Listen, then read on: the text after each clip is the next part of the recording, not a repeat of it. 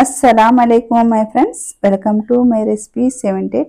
ఇవాళ మన రెసిపీలో చూడబోయేది ఏంటంటే ఎగ్ పెప్పర్ కర్రీ అయితే చూడబోతున్నాం. రండి ఫ్రెండ్స్, వీడియోకి వెళ్ళిపోదాం.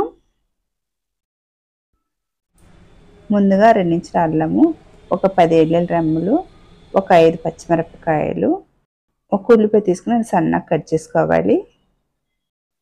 ఒక 5 గుడ్లు ఇలా ఉడకబెట్టి తీసుకోవాలి. ఇలా స్టవ్ మీద ఒక ప్యాన్ పెట్టేసుకున్న తర్వాత 1.5 టేబుల్ స్పూన్ వచ్చి మిరియాలు వేసుకోవాలి.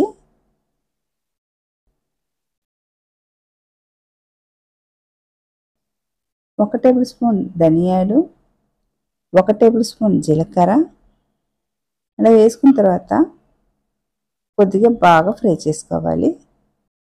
ఇలాగా 1 నిమిషానికి ఇలాగా ఫ్రై చేసుకోవాలి. ఇలా ఫ్రై చేసుకున్న తర్వాత ఇలా మిక్సీ గిన్నెలో వేసుకొని ఫైన్ పౌడర్ లాగా ఆడించి ఇలా తీసుకోవాలి. అలాగే అల్లము, వెల్లుల్లిపాయలు, పచ్చిమిరపకాయలు, మన కారం సరిపడినంత పచ్చిమిరపకాయలు ఒక 4 ఇలా కట్ చేసి వేసుకొని కొద్దిగా నీళ్ళు వేసుకొని ఫైన్గా ఆడించుకొని తీసుకోవాలి.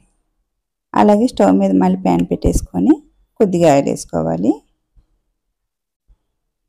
ముందుగా 5 గుడ్లు ఉడికించి పెట్టుకున్న గుడ్లని తీసుకొని 2గా కట్ చేసుకొని ఇలాగా 2 వైపున బాగా ఫ్రై చేసుకోవాలి. ముందు ఒకవైపు లాగా పెట్టేసుకొని ఫ్రై చేసుకోవాలి. తర్వాత 2 వైపు కూడా తిప్పుకొని ఫ్రై చేసుకోవాలి.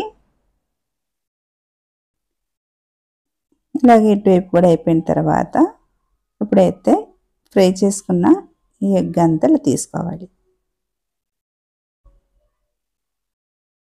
ఇలా తీసుకున్న తర్వాత అదే ప్యాన్లో కొద్దిగా ఆయిల్ వేసుకొని 1 టేబుల్ స్పూన్ జీలకర్ర. ఇప్పుడు జీలకర్ర కొద్దిగా చిటపట్లాడిన తర్వాత కట్ చేసి పెట్టుకున్న ఉల్లిపాయని ఇప్పుడు ఇందులో వేసుకోవాలి. వేసుకొని ఫ్రై చేసుకోవాలి. కొద్దిగా కరివేపాకు,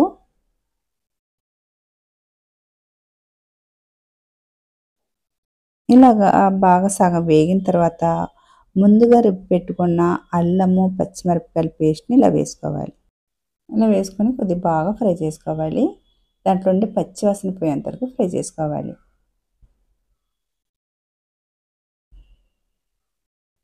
ఇలా బాగా వేగిన తర్వాత ముందుగా మిక్సీ పెట్టుకున్న పెప్పర్ పౌడర్ని ఇందులో వేసుకోవాలి. ఇలా వేసుకున్న తర్వాత 1 టేబుల్ స్పూన్ వచ్చి సోంపు పొడి వేసుకోవాలి. నేను ముందుగానే ఇంట్లో తయారు చేసి పెట్టుకున్నాను, ఫ్రై చేసి పౌడర్ చేసి పెట్టుకున్నాను. ఆ సోంపు పొడి వేసుకుంటున్నాను. అలా మీ దగ్గర లేని పక్షాన మామూలు సోంపు మనం ఫ్రై చేసేటప్పుడు 1 టేబుల్ స్పూన్ వేసుకుంటే సరిపోతుంది. ఇలా వేసుకుని బాగా కలుపుకున్న తర్వాత ఇప్పుడు కొద్దిగా నీళ్ళు వేయాలి. ఇలాగ నీళ్ళు వేసిన తర్వాత ఒకసారి ఇప్పుడు బాగా కలుపుకోవాలి. సరిపడిన సాల్ట్ వేసుకోవాలి.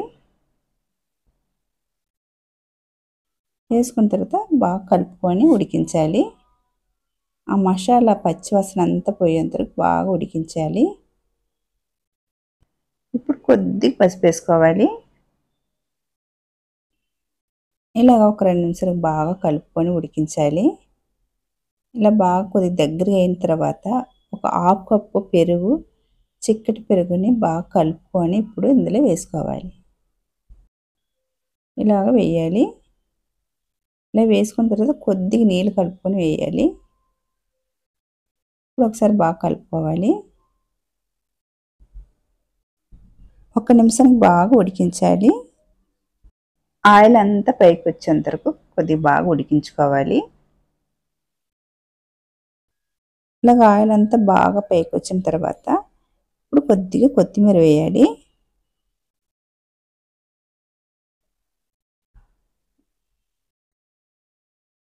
ఇలా వేసుకున్న తర్వాత ముందుగా ఫ్రై చేసి తీసి పెట్టుకున్న గుడ్లని ఇప్పుడు ఇందులో వేసుకోవాలి. అన్నీ ఇలాగా ఒకేలా పెట్టేసుకోవాలి. ఈ వర్షాకాలంలో ఇలా తినడం వల్ల జలుబు ఉన్నా సరే తొందరగా తగ్గుతుంది. మీరు ఒక్కసారి అయితే తప్పక ఇలా ట్రై చేయండి. చాలా టేస్టీ, చాలా బాగుంటుంది. ఇలాగ అన్నీ తిప్పుకొని 1 నిమిషం అలా వదిలేయాలి. ఇప్పుడైతే ఎగ్ పెప్పర్ కర్రీ అయితే రెడీ అయిపోయింది. ఇప్పుడైతే సర్వ్ చేసుకోవాలి. అలాగే నా రెసిపీ కనుక మీకు నచ్చితే కనుక లైక్ చేయండి, షేర్ చేయండి, అలాగే సబ్స్క్రైబ్ చేసుకోండి. చూసి ఎవరైతే ఒక లైక్ అయితే కొట్టండి. బాయ్ ఫ్రెండ్స్, మరొక వీడియోలో మళ్ళీ కలుద్దాం. బాయ్.